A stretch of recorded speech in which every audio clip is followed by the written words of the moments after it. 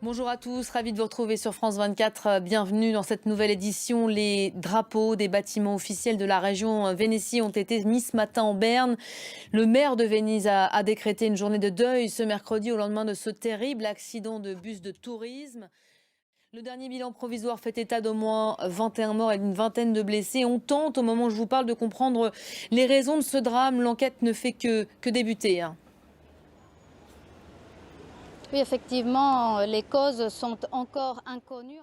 Natalia Mendoza en direct de Rome. Merci à vous, Natalia. L'Italie, où s'est ouvert par ailleurs ce matin la 16e Assemblée générale ordinaire du Synode des évêques. Le pape a donné le coup d'envoi de ce grand temps de réflexion jusqu'au 29 octobre. Plus de 450 membres, évêques, femmes, laïcs vont débattre. Et la France a donné son accord pour la livraison de matériel militaire à l'Arménie. C'est l'un des points que l'on va retenir après la visite hier de Catherine Colonna à Yerevan. La chef de la diplomatie française était venue témoigner du soutien des Français envers les Arméniens 2 semaines après l'offensive éclair de Bakou. Ce déplacement était aussi l'occasion d'une mise au point après les critiques formulées ces derniers jours. Axel Simon.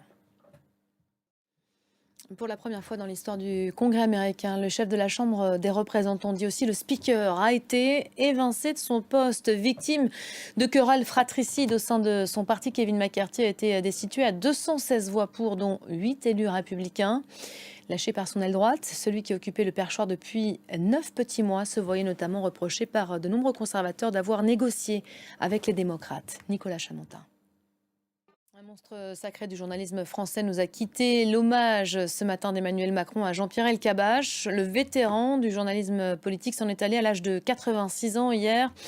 L'annonce a suscité depuis une pluie de réactions de ses pairs de Canal+ à Europe 1 qu'il avait dirigé.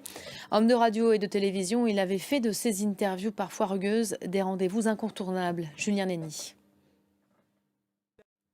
Et c'est la fin de ce journal. Merci à vous de l'avoir suivi. Restez à nos côtés. D'autres infos à suivre tout de suite sur France 24.